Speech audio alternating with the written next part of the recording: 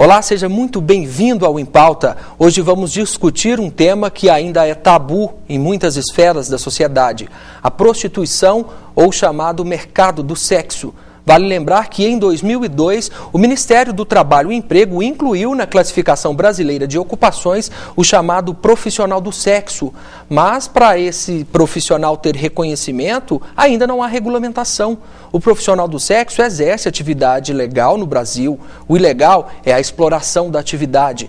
E para a gente aprofundar mais sobre este assunto, o Em Pauta recebe o professor da Faculdade de Direito da UFO, Renato Oliveira, e também a doutora em Ciências Sociais, Flávia Teixeira. Doutor Renato, o senhor tem uma tese de doutorado publicada que fala sobre os trabalhadores do sexo e seu exercício profissional, um enfoque pelo prisma da ciência jurídica trabalhista. O que traz dentro dessa tese? Bem, boa noite, Petri, boa noite, professora. É com muita satisfação que me dirijo aqui na TV Universitária para falar sobre essa tese de doutoramento, que na verdade foi um grande trabalho no sentido de um trabalho muito profundo, porque eu tive que pesquisar em diversos materiais em diversos países e também em outras áreas do conhecimento, até porque na área jurídica não há estudos acerca do tema, que é o marco legal para que nós possamos reconhecer a prostituição. Ora, como você bem mencionou na introdução, o Ministério do Trabalho e Emprego, desde 2002, na Classificação Brasileira das Ocupações, classifica o trabalho do profissional do sexo, e que eu chamo de trabalhador do sexo, como uma atividade, esse trabalho como uma atividade autônoma, mas que ainda não tem qualquer tipo de regulamentação. E o que se proíbe é a sua exploração, como você disse. Eu sustento que o que é proibido, de fato, é a exploração. O problema é o conceito que nós temos de exploração. O que é exploração do sexo? Afinal, vale lembrar que recentemente, em 2009, nós tivemos uma alteração no Código Penal. E, por exemplo, um crime já antigo, tinha uma redação arcaica, que era o crime de casa de prostituição, né, que proibia a existência de casas de prostituição no país, teve a sua estrutura toda remodelada. E hoje o que se proíbe? Casa em que ocorra exploração sexual. Então, alguns entendem que a prostituição é uma forma presumida de exploração sexual. Não foi isso que eu constatei no meu doutorado. O senhor que aprofundou nesse assunto, só para a gente ficar bem entendido, já que o Ministério do Trabalho e Emprego reconhece aquele profissional do sexo que a gente vê nas ruas, nas esquinas, pelas noites afora, ele não está ilegal? Não. Tecnicamente, eles são profissionais autônomos e, aliás, devem recolher INSS, e eles não trabalham de maneira ilegal. O que é ilegal, é considerado ilegal hoje, ou a mantença de profissionais do sexo, sejam mulheres, homens, travestis, enfim. O senhor tocou num ponto interessante, não é mesmo, Sim. Doutora Flávia Teixeira? Porque quando se fala de profissional do sexo e o Ministério do Trabalho e Emprego recomenda-se esse termo profissional do sexo, não se trata só da mulher, da prostituta, se trata de ambos os sexos que exercem esta função, que trabalham com o corpo. São travestis, né? Algumas travestis. A primeira classificação do Ministério do Trabalho e Emprego trazia como um sinônimo de profissional do sexo travestis e transexuais. Por força do movimento social, esse termo foi retirado, porque travestis e transexuais podem também exercer a profissão, a ocupação, né, de trabalhador do sexo, mas trabalhador do sexo são homens, mulheres, né, e os homens muito conhecidos como michês, embora pouca visibilidade, mas eu penso que tem um elemento que a tese do Renato me traz muita alegria, né, da gente poder pensar a dificuldade que a gente tem de verdade de reconhecer como trabalho. Se a gente trouxer para a cena o ocorrido há poucos meses, né, em relação à campanha do dia 1º de junho, que é o dia das prostitutas, né? E que o Ministério da Saúde faz toda uma campanha de positivação dessas trabalhadoras e o Ministério da Saúde retira a peça do ar por força da bancada evangélica, né? Mas acredito eu que não só da evangélica, há um consenso moral em torno da prostituição, porque tinha uma peça que trazia "sou prostituta e sou feliz". Isso, na minha percepção, é uma grande contradição, porque se eu reconheço como trabalho, por que o trabalhador não pode ser feliz exercendo a sua profissão? Mas a senhora acredita que isso induziria as pessoas que têm essa tendência de ser um profissional do sexo a seguir esse caminho e não pensar em outras vertentes? O que eu fico pensando é que existe uma grande confusão e um grande julgamento moral em relação à trabalhadora do sexo. Porque a ideia da trabalhadora do sexo, e aqui a gente vai pensar mais a prostituta porque é a imagem mais recorrente, né, é que tem que ser uma pessoa explorada, sofrida, vítima. Não se consegue pensar que uma ocupação pode ser fruto de uma escolha. E se é uma escolha, eu posso ser realizada e posso ser feliz na escolha que fiz. Então, o governo brasileiro, através dessa posição do Ministério da Saúde, disse também para nós o que ele pensa da prostituição. Né? Ele trouxe para uma seara moralista a discussão da prostituição. Doutora Flávia Teixeira, a gente vai fazer um breve intervalo e em pauta volta para discutir mais sobre o profissional do sexo.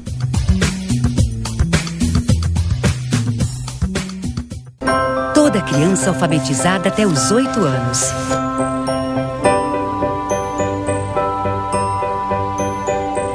O Brasil está mobilizado para cumprir este compromisso, para que toda criança saiba ler, escrever e fazer as operações matemáticas básicas na idade certa.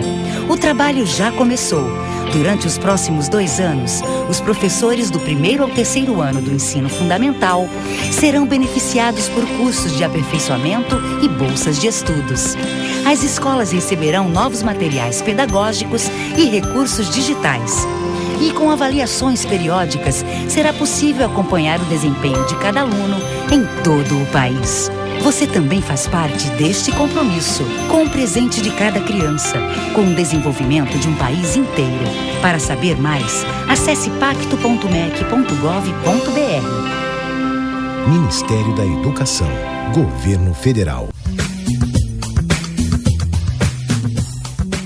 O Em Pauta está de volta, hoje discutindo sobre o profissional do sexo, este reconhecido pelo Ministério do Trabalho e Emprego desde 2002. Eu quero conversar com o Dr. Renato Mussossa, que tem esse trabalho, uma tese de doutorado publicada sobre os profissionais do sexo, né, em seu exercício da profissão. Eu queria perguntar para o senhor, normalmente a gente vê na mídia, tem até filme contando isso, o profissional do sexo é aquela pessoa que não deu certo em nada e acabou indo vender o corpo. O senhor identificou isso ao longo do seu estudo? Não, rigorosamente não identifiquei. Aliás, faço justiça aqui também à fala da professora Flávia, porque, na verdade, nós não podemos reputar uma escolha, muitas vezes, não que o trabalho sexual seja necessariamente uma escolha. Muitas vezes é ditado por várias forças, inclusive forças físicas, né, que obrigam a mulher, o homem, enfim, a se prostituírem. Mas, em muitas ocasiões, é fruto de uma escolha. Algo me tocou, o que me tocou, na verdade, nessas entrevistas, todas que eu fiz pesquisa de campo para esse trabalho. O senhor chegou a ouvir bastantes profissionais do sexo? Sim, sim. Eu ouvi tanto profissionais do sexo. Ambos os sexos, doutor? Ambos os sexos, sim. Mulheres, homens, e eu quis dar um particular enfoque ao travesti que se prostitui. Ao travesti que se prostitui, porque eu acho que tem uma peculiaridade aí. Identifiquei, então, muitas variantes. Na verdade, uma moça me relatou o seguinte: ela trabalhava como empregada doméstica, recebia algo em torno de um salário mínimo, enfim, que hoje seria R$678. Pois bem, como trabalhadora do sexo, ela conseguia oferir renda de aproximadamente R$4.000 por mês. Ela obteve sucesso, é claro, nessa nova etapa. Então, com esse dinheiro, ela conseguiu ajudar os pais, ajudar a família. Foi uma escolha, e aí é o que eu quero firmar, o que eu quis firmar com a minha tese. É uma escolha legítima. É uma escolha legítima e que não merece um julgamento moral. Por exemplo, como se nós estivéssemos induzindo ou incentivando as pessoas à prostituição. Na verdade, se se trata de uma ocupação lícita, não é tráfico, afinal de contas, não é tráfico de drogas, por exemplo, que é algo proibido por lei, enfim. Qual o problema em se ter a escolha por essa profissão? Doutora Flávia Teixeira, quando a gente fala dessa escolha, ou acabei indo por este caminho, a gente sabe que isso vem cercado de preconceitos. Quando a pessoa opta por seguir este caminho, ainda existe mais preconceito ou não? Como que a senhora vê essa situação? Então, eu entendo que o preconceito ele vai também marcar as pessoas segundo a classe.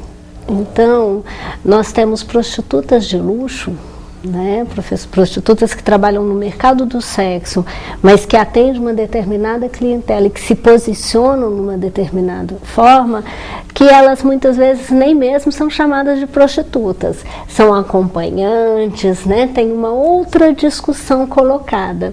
Mas a grande dificuldade que nós temos, eu acredito, para a própria regulamentação da profissão, é a gente entender o que se vende nesse comércio. Né? Se é um mercado, o que está à venda? Né? O que está em questão na questão da prostituição? Né? Você usou um termo muito interessante, você disse vender o corpo.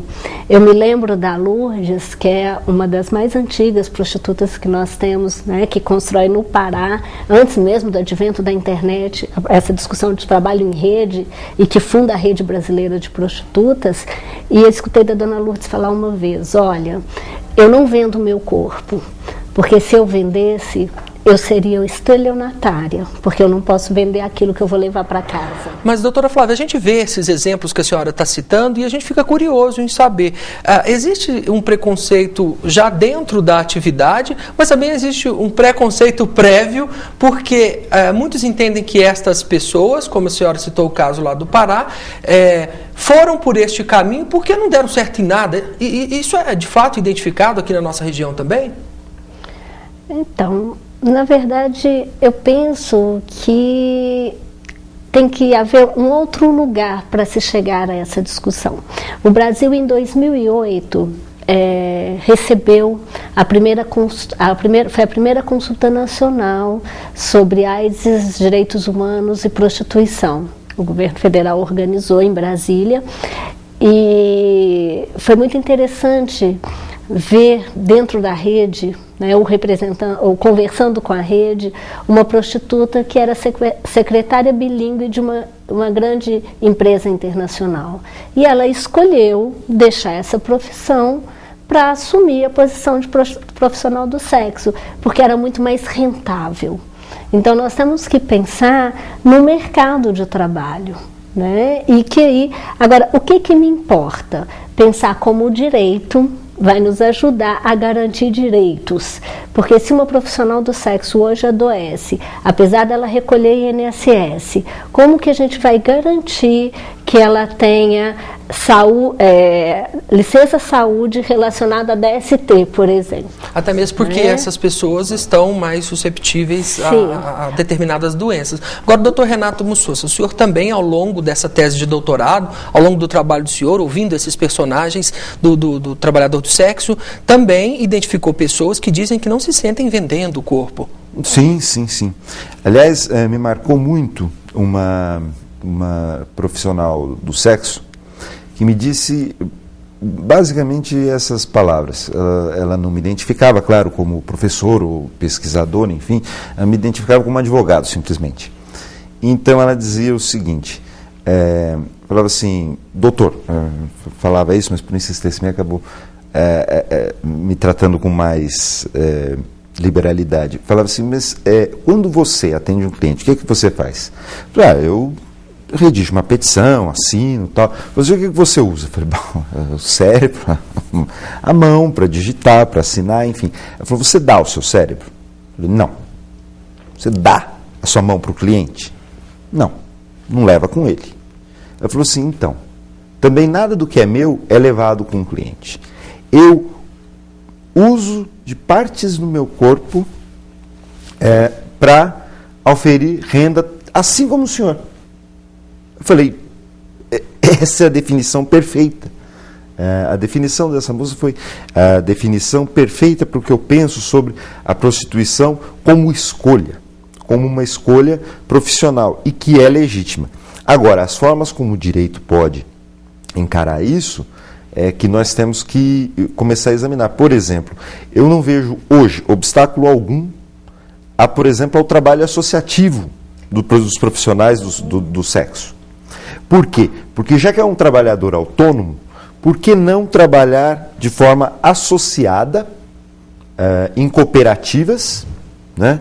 E a partir daí ter contribuições, e inclusive com isso também cadastrá-los todos no INSS, como já foi feito. Houve até uma reportagem, porque o primeiro cadastramento de alguém como profissional do sexo no INSS foi em 2011, o sistema do INSS sequer estava preparado para receber isso, e aí a pessoa quis se cadastrar como profissional do sexo, apesar de dizer, não, se cadastra como uma coisa qualquer.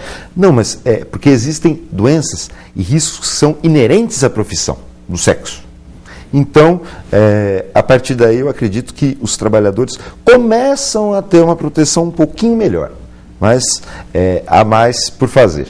Tá certo, doutor Renato Mussosa. O Em Pauta continua tratando os assuntos que envolvem o profissional do sexo e no próximo bloco nós vamos saber dos nossos convidados os riscos que esses profissionais estão sujeitos. É um minuto já e a gente está de volta.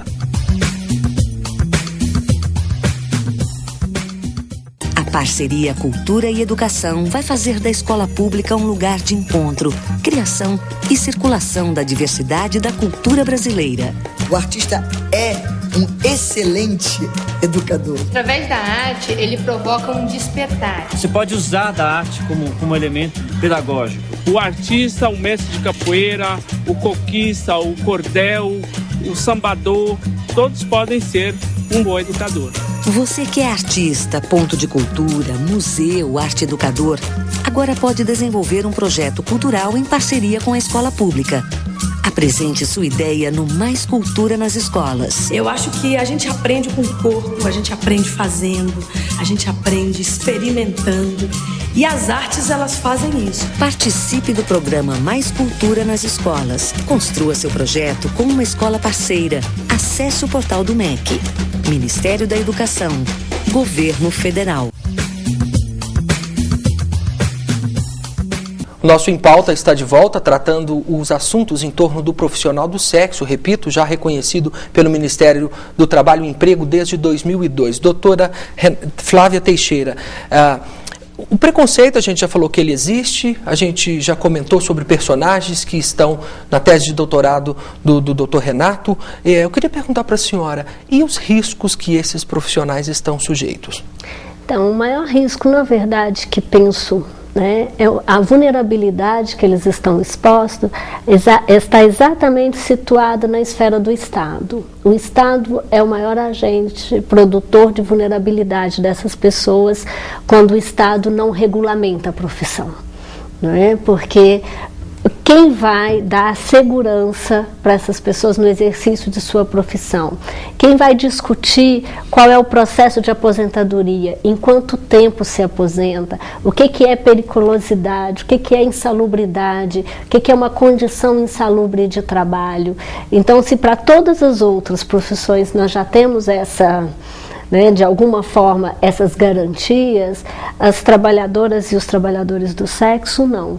Esses profissionais estão no limbo, porque muitas vezes a grande justificativa vem recoberta de uma moralidade. É muito difícil ainda para a sociedade imaginar alguém que trabalha vendendo uma força de trabalho que está situada na esfera do desejo, do erotismo e que traz para a cena a genitália, que traz para o sexo para cima da mesa. né? E aí essa é a grande questão que dá um grande nó na cabeça das pessoas, né? O entendimento de como é que se faz toda essa regulamentação, porque na verdade o que as pessoas perguntam o tempo todo é o que está em jogo ou o que está em venda nesse comércio. Doutor Renato Mussoça, professor de Direito da UFO, a doutora está nos expondo que o Estado é ausente nessa questão. Por quê? O Estado desconhece a atividade? Muito ao contrário. O Estado conhece desde há muito essa atividade. Aliás, ela já foi regulamentada em alguns períodos, inclusive aqui no Brasil.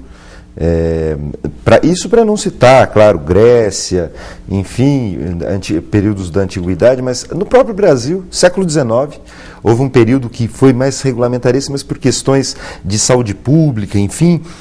Mas o que acontece? Daí também nós temos essa origem. O Código Penal, que é de 1940, ele traz algumas figuras, por exemplo, umas figuras até estranhas.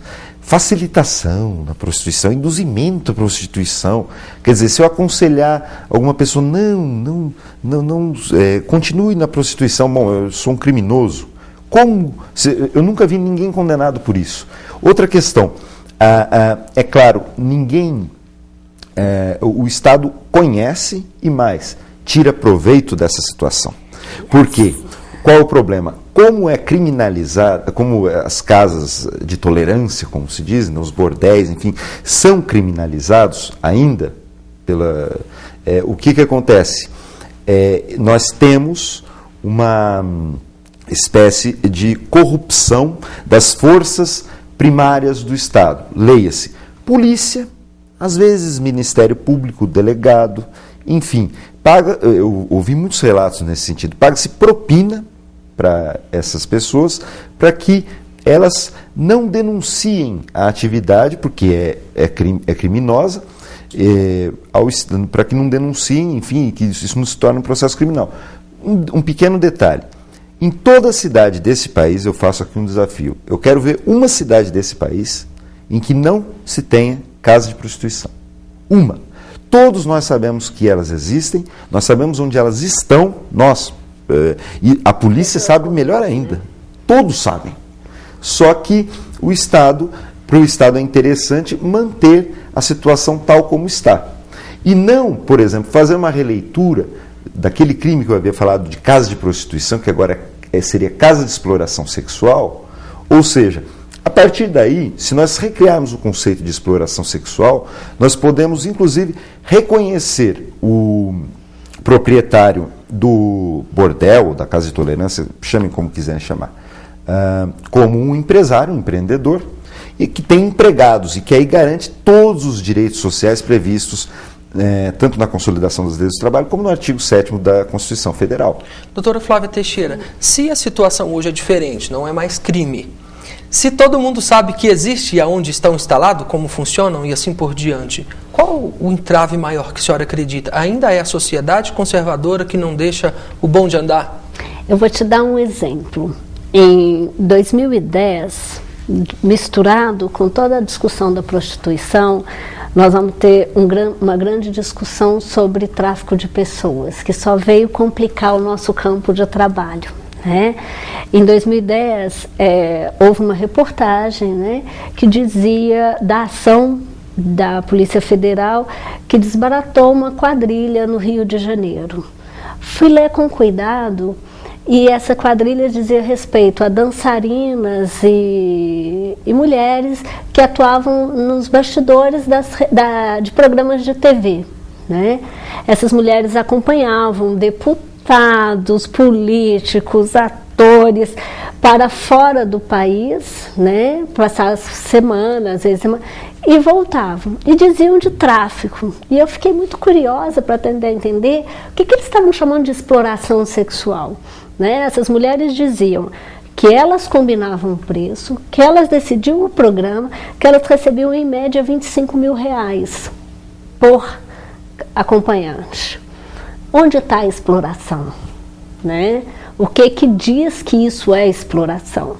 Então, assim, recobre-se o preconceito com a palavra exploração. A senhora acredita que na maioria dos casos são assim? É o profissional quem dirige a sua atividade?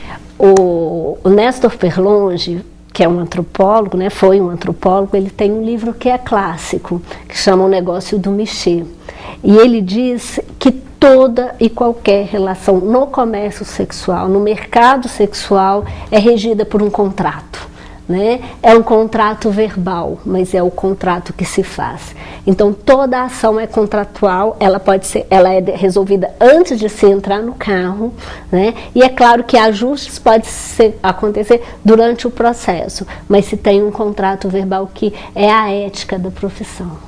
Já que é um contrato verbal, a gente está chegando no final do nosso Em Pauta de hoje. Eu queria que o doutor fizesse suas considerações finais e queria também perguntar para o senhor se há mecanismos para que esses profissionais do sexo se protejam, existe esse contrato verbal e quem contrata, como deve se proteger, doutor? Sim, pois bem, o contrato, como o Néstor Perlonger disse, eu li esse livro, utilizei também nas minhas referências bibliográficas, esse contrato hoje em dia eu posso dizer que ele é passível de execução judicial, porque é um contrato absolutamente lícito, de prestação de serviços sexuais. Então, um contrato de prestação de serviços sexuais, seja ele verbal, seja ele feito por escrito, esse contrato garante, tanto ao profissional do sexo quanto ao seu cliente, tudo o que pode ser, todas essas negociações, tudo como pode se desenrolar para um desfecho, enfim, que seja satisfatório para ambas as partes contratantes. Né? Agora, a minha maior preocupação, nesse momento, é em relação aos profissionais do sexo que não trabalham de forma autônoma, e sim subordinada a uma espécie de empregador, entre aspas, que seriam os proprietários de bordel e tudo mais.